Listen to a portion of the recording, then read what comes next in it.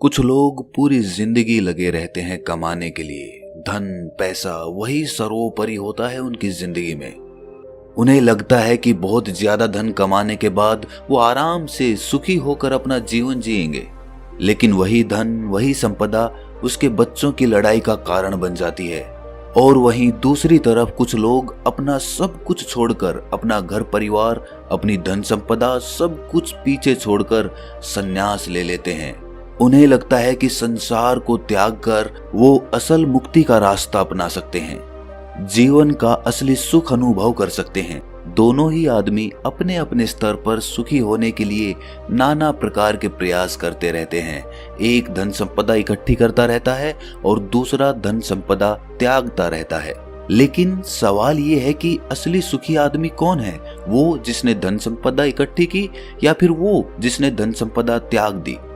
और अगर इन दोनों में से कोई नहीं, तो किस प्रकार का इंसान हमेशा सुखी रह सकता है? आज की जो बोध कहानी मैं आपको सुनाने वाला हूं, उसमें आपको ऐसे तरीके पता चलेंगे जो एक आदमी को असली सुख का अनुभव करा सकते हैं।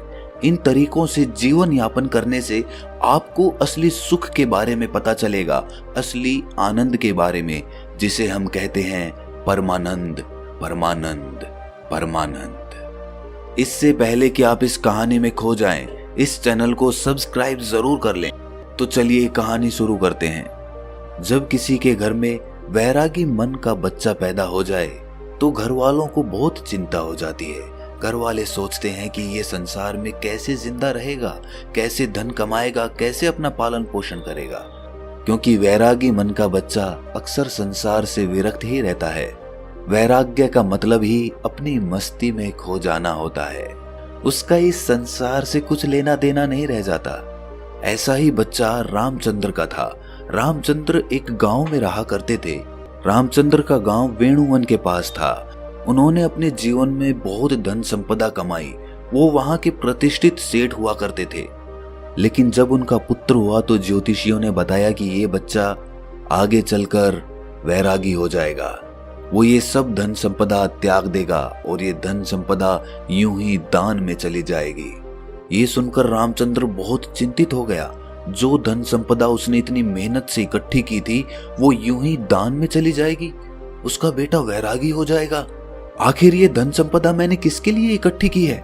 इसका भोग कौन करेगा? लेकिन जैसे तैसे रामचंद्र ने ज्योतिषियों से कुछ तरीके पूछ लिए कि वो अपने बच्चे को कैसे वैरागी बनने से रोक सकता है।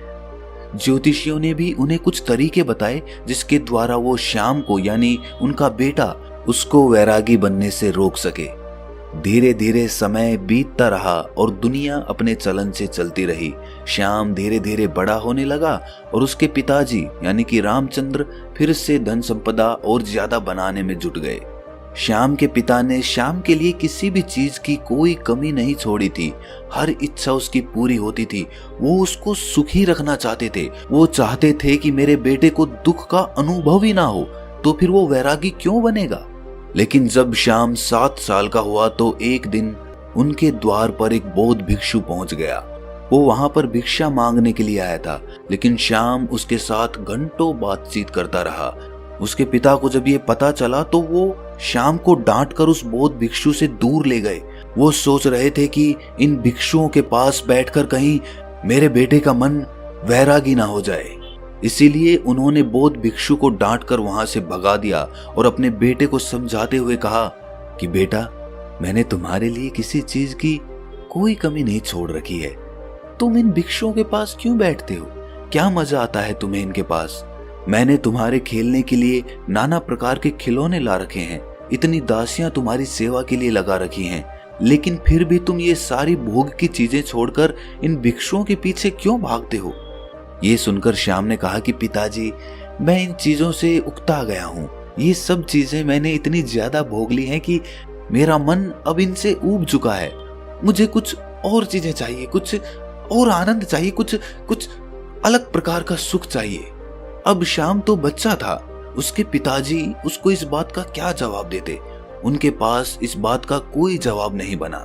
आखिरकार उन्होंने निश्चय किया कि वो उसके मनोरंजन के लिए और भी नई नई चीजें लेकर आएगा ताकि उसका मन वैराग्य की तरफ भटक ना सके। लेकिन जैसे जैसे श्याम बड़ा हो रहा था वो समझदार भी हो रहा था और अब उसे समझ में आ चुका था कि धन संपदा इकट्ठी करने से कोई सुख प्राप्त नहीं होता है, वो बस सुख की भ्रांति देता है। इसीलिए वो ज्यादातर अपना समय संतों और भिक्षुओं के साथ बिताने लगा। एक दिन जब उसके पिता ने उसे संतों के पास बैठे देखा तो उसका खून खौल गया। उसने सोचा कि मैंने जिंदगी भर जिस बच्चे के लिए कमाया वो भिक्षु बनने जा रहा है। मैंने उसको इतना समझाया, सारी सुख सुविधाएं उसके लिए हाजिर करवाई और फिर भी ये मुझे छोड़कर, मेरी संपत्ति को छोड़कर वैरागी बनना चाहता है। ऐसा वैराग्य में है क्या? उसका मन इस बात से बहुत ज्यादा दुखी हो गया था। इसीलिए उसने गुस्से में अपने बेटे का हाथ पकड़ा और सीधा उसे अपने घर पर ले गया। घर ले जाकर उसने अपने बेटे के चेहरे पर तमाच से एक थप्पड़ मारा। गाल पर थप्पड़ पड़ते ही कोमल स्वभाव श्याम के आंसू टप टप करके नीचे रामचंद्र के पैरों पर गिरने लगे। इसके बाद रामचंद्र को एहसास हुआ कि उसने बेवजह ही, बिना कोई बात ही अपने बेटे को यूं ही थप्पड़ मार दिया। उसने अपने बेटे को समझाते हुए कहा, मैं तुम्हारे आगे हाथ जोड़ता हूं। मैंने ये धन संपदा इसीलिए इकट्ठी नहीं की कि ये दान में चली जाए। मैं चाहता हूं कि तुम इसका सुख भोग करो। तुम मेरी संपत्ति को भोगो। तुम्हारे अलावा मेरा है ही कौन? इस संपत्ति का मालिक कौन बनेगा? और यही असली सुख है। पूरी दुनिया धन के पीछे भाग रही है और तुम्हें ये धन विरासत में मिल रहा है। इसका भोग करो। तुम क्यों वैराग्य की तरफ जा रहे हो? ऐसा क्या है भिक्षुओं में, ऐसा क्या है इन संतों में जो इस खजाने में नहीं है, जो इन दासियों में नहीं है, जो इन नाना प्रकार की भोग की वस्तुओं में नहीं है? ऐसा क्या है संतों में? ये सुनकर श्याम ने अपने पिता से कहा कि पिताजी, मैं आपकी हर एक बात मानूंगा, बस आप एक बार आज शाम को मेरे साथ चलो। आज एक बहुत ही अच्छे संत का एक वक्तव्य होने वाला है। वो सत्संग करने वाले हैं, उपदेश होने वाला है ज्ञान का। आप एक बार वो ज्ञान का उपदेश सुन लीजिए। उसके बाद आप जो भी कहेंगे मैं आपकी हर आज्ञा का पालन करूंगा, पर आज शाम सिर्फ मेरे कहने से आप ये उपदेश सुन लीजिए। ये सुनकर रामचंद्र जोर जोर से हंसने लगा। उसने कहा कि ये कौन सी बड़ी बात है, मैं सुन लेता हूं प्रवचन, बताओ किस संत का सुनना है। लेकिन उसके बाद अपना वादा याद रखना। देखो श्याम, सिर्फ तुम्हारे कहने भर से मैं उस संत का प्रवचन सुनूंगा, अन्यथा मुझे इन संतों के प्रवचन में कोई भी मजा नहीं आता है। ये सुनकर श्याम ने हाँ में सर हिला दिया। शाम को दोनों बाप बेटे उस प्रवचन स्थल पर पहुंच गए जहां पर वो संत आज उपदेश देने वाले थे। थोड़ी देर बाद जब वो संत वहां पर पहुंचे तो सभी लोगों ने उठकर उनका अभिनंदन किया। उसके बाद संत ने कहना शुरू किया कि संतोष के फल बहुत मीठे होते हैं। जो आदमी संतोष का फल चख लेता है उसके मन में अपार शांति का उदय होता है। इंसान को जो कुछ मिला है उसी में उसे संतोष करने का अभ्यास करना चाहिए। कोई आदमी गरीब है तो कोई आदमी अमीर है, लेकिन दोनों में ही ज्यादा धन पाने की इच्छा है, ज्यादा धन पाने की लालसा है, तो दोनों में अंतर क्या हुआ। लेकिन जो इंसान जितना है उसी में संतोष करना सीख लेता है तो उस इंसान ने परमात्मा की तरफ अपना पहला कदम बढ़ा दिया। तो वहीं पर सभा में एक विकलांग आदमी बैठा हुआ था। ये सुनकर उसका मन उद्विग्न हो गया। उसने तत्क्षण उस संत से पूछा कि हे महात्मन, आप कहते हैं कि संतोष रखिए, मैं किस प्रकार संतोष रखूं? मुझे भगवान ने क्या दिया? मुझे तो हाथ पैर भी सही सलामत नहीं दिए ताकि मैं अपना पेट भर सकूं। अब आप ही बताइए कि मैं संतोष किस प्रकार रखूं? कैसे मैं अपने मन को समझाऊं? ये सुनकर उस संत ने मुस्कुराते हुए कहा कि बनते, असंतोष रखने से क्या तुम अपने हाथ पैर वापस पा सकते हो? ठीक है, मैं कहता हूं कि तुम संतोष मत रखो, तो उससे क्या फर्क होगा, क्या भेद पड़ेगा? अरे तुम्हारे हाथ पैर तो फिर भी नहीं आएंगे, लेकिन असंतोष की वजह से तुम अपने मन को, अपने चित्त को दुखी जरूर कर लोगे। इसीलिए तुम्हारे पास कोई भी विकल्प नहीं है संतोष के अलावा। तुम्हें चाहे मजबूरीवश या अपने मन के अनुसार ही संतोष पैदा करना होगा। उसी संतोष को पैदा करने के बाद तुम अपने मन की शांति प्राप्त कर सकते हो। याद रखना, जीवन का परम लक्ष्य एकमात्र होता है और वो होता है अपने मन की एकांतता। चाहे हम माया के सागर में पड़कर ये भूल जाएं कि जीवन का परम लक्ष्य क्या होता है, हम ये भूल जाते हैं। हम नए नए लक्ष्य बना लेते हैं। जीवन में ये प्राप्त करना है, वो प्राप्त करना है, जीवन में अमीर बनना है, प्रतिष्ठित बनना है, और यही लक्ष्य हम सर्वोच्च लक्ष्य बना लेते हैं। लेकिन ये सब माया का ही एक सागर है। लेकिन जिस दिन तुम माया के सागर को पार करके दूसरे किनारे पर पहुंचोगे, उस दिन तुम्हें एहसास होगा कि जीवन का परम लक्ष्य एक ही होना चाहिए, और वो है मन की शांति, मन की एकाग्रता, मन की एकांतता। और जब तुम अपने मन के एकांत को पहचान लेते हो, उसे अनुभव कर लेते हो, उसके आनंद को चख लेते हो, तो फिर व्यर्थ के लक्ष्य, व्यर्थ की चिंताएं, सब कुछ पीछे छूट जाता है और बच जाती है एक चीज, और वो है मन का एकांत। इसके बाद उस संत ने उस विकलांग आदमी से पूछा कि चलो तुम ही बताओ, अगर तुम्हारे हाथ पैर होते तो तुम क्या करते? क्या तुम उस वक्त खुश रहते, सुखी रह सकते? जरा सोचो, अगर आज तुम्हारे हाथ पैर आ जाएंगे तो तुम अपने जीवन में नए लक्ष्य स्थापित कर लोगे कि मुझे ये बनाना है, मुझे ये चाहिए, मुझे वो चाहिए, और उसके बाद वो नहीं मिलेंगे तो फिर से मन में असंतोष पैदा होगा। असंतोष का हमारे शरीर से कुछ लेना देना नहीं है, उसकी उत्पत्ति तो मन से होती है, चीजों का भराव तो मन से होता है। अक्सर मैंने विकलांग लोगों को हंसते हुए देखा है और हट्टे कट्टे तंदुरुस्त लोगों को रोते हुए देखा है।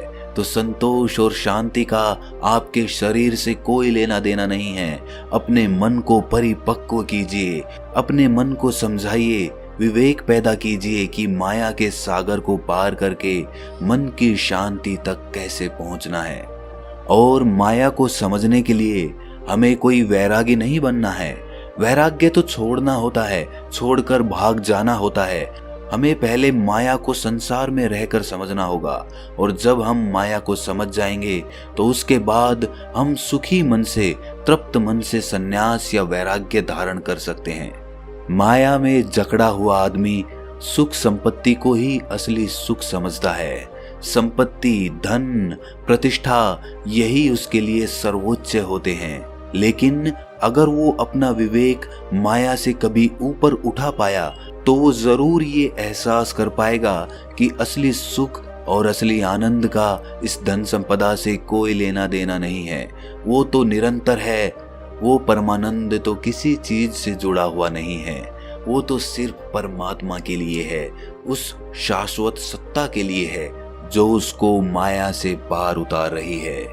प्रभु का स्मरण या कहें कि ध्यान, ये दोनों चीजें आपको माया से ऊपर उठाकर एक नया नजरिया प्रदान करती है, और वही नजरिया परमानंद का होता है।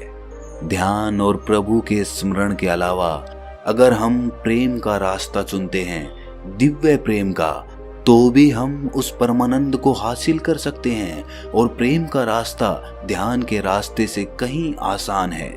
इसीलिए दिव्य प्रेम का अभ्यास कीजिए। वो प्रेम जो किसी चीज से जुड़ा हुआ नहीं है, जो स्वतंत्र है, जो आजाद है, जो सभी प्राणी मात्र के लिए है। 3 रास्ते जो माया से ऊपर उठाकर परमानंद की स्थिति प्रदान करते हैं, ध्यान, प्रेम और प्रभु का स्मरण। आप कोई भी रास्ता अपना सकते हैं, सभी रास्ते एक ही मंजिल पर पहुंचते हैं।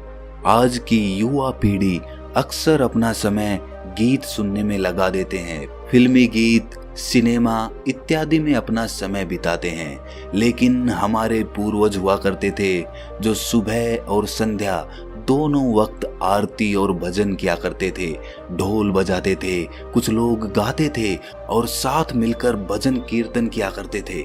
एक सत्संग होता था। लेकिन आज की युवा पीढ़ी इन सब चीजों को पीछे छोड़ चुकी है। भजन, आरती, कीर्तन, सत्संग इत्यादि करने से क्या होता है? आप उन लोगों को अंधविश्वासी कहते हैं। क्या आपको इसके पीछे का विज्ञान पता है कि भजन कीर्तन करने से मन के कौन से द्वार खुलते हैं? चलिए मैं आपको बताता हूँ। जब भी हम कोई भजन कीर्तन करते हैं, उसमें शामिल होते हैं, तो उसमें हमारा चित्त शामिल हो जाता है। कोई आदमी बजा रहा होता है, कोई गा रहा होता है, कोई ताली बजा रहा होता है, और इस भजन और कीर्तन के साथ अपनी जिंदगी के अतीत की चिंताएं पीछे ही छोड़ देता है और उसी भजन में उसका मन लग जाता है। वो मन धुल जाता है, वो मन पवित्र हो जाता है, जैसे किसी ने हमारे मन को साफ पानी में धोकर बाहर निकाल लिया हो। ऐसे ही क्षण होते हैं ध्यान के, और वही क्षण भजन कीर्तन और सत्संग में मिलते हैं। इसीलिए आज के बाद कभी भी ये मत सोचना कि भजन कीर्तन और सत्संग सब व्यर्थ होता है। व्यर्थ कुछ नहीं होता, व्यर्थ होती है हमारी सोच। इसीलिए युवा पीढ़ी से मेरी गुजारिश है कि भजन कीर्तन और सत्संग या ध्यान, प्रेम इत्यादि में अपना समय बिताएं, इनके बारे में समझें, ताकि आप अपने मन के परमानंद के द्वार को खोल सकें, एक अद्भुत आनंद अनुभव कर सकें। उसमें मेरा कोई फायदा नहीं है, ना ही मेरा कोई नुकसान है। मैं तो बस ये चाहता हूँ कि जो स्वाद मैंने लिया, जो स्वाद मैंने चखा, जो मुझे अच्छा लगा, वो दूसरे लोग भी चख सकें, वो भी उसका स्वाद उठा सकें। ये भजन कीर्तन सत्संग वगैरह आप अपने घर पर भी कर सकते हैं, अपने दोस्तों के साथ भी कर सकते हैं। जो समय आप गप्पे लड़ाने में लगाते हैं, वही समय आप कुछ नई कला सीखने में लगा सकते हैं। आप ढोल बजाना सीख सकते हैं, आप कोई भजन याद करके उसको गाना सीख सकते हैं। इससे आपकी कला तो निखरेगी ही, साथ ही आपके मन भी धुल जाएंगे। उनको एक अभूतपूर्व शांति का अनुभव होगा, एक प्रेम का उदय होगा, परमात्मा का द्वार खुलेगा। आखिर में एक बात कहना चाहता हूँ कि अमीर और गरीब दोनों में कोई भेद नहीं है। जब तक आदमी माया के सागर को पार करके परमानंद की अनुभूति नहीं ले लेता, और जिस आदमी ने परमानंद की अनुभूति ले ली, ना तो वो गरीब रहता है और ना ही वो अमीर रहता है। वो सम्राट बन जाता है, क्योंकि उसने वो चीज अनुभव की है जो एक अमीर और गरीब दोनों में से कोई नहीं कर पाया। इसीलिए एक मध्यम वर्गीय आदमी जो कि मेरी ये वीडियो देख रहे हैं, वो भी इस माया के सागर को पार करके परमानंद को हासिल कर सकते हैं। बस उन्हें अपने मन को एक नई धारा देने की जरूरत है, एक नया रास्ता दिखाने की जरूरत है। उसके बाद आप अपने व्यर्थ के लक्ष्य छोड़कर उस लक्ष्य की तरफ चलेंगे जो वास्तविक है, जो वास्तविक आनंद प्रदान करता है। और उसके बाद आपके मन की सारी भ्रांतियां टूट जाएंगी कि असली सुख कैसे प्राप्त किया जाता है। तो दोस्तों, कैसी लगी ये कहानी आपको कमेंट सेक्शन में जरूर बताना, और अच्छी लगी तो इस चैनल को सब्सक्राइब जरूर कर लेना। तो मिलते हैं अगली कहानी में, तब तक के लिए अपना ख्याल रखें।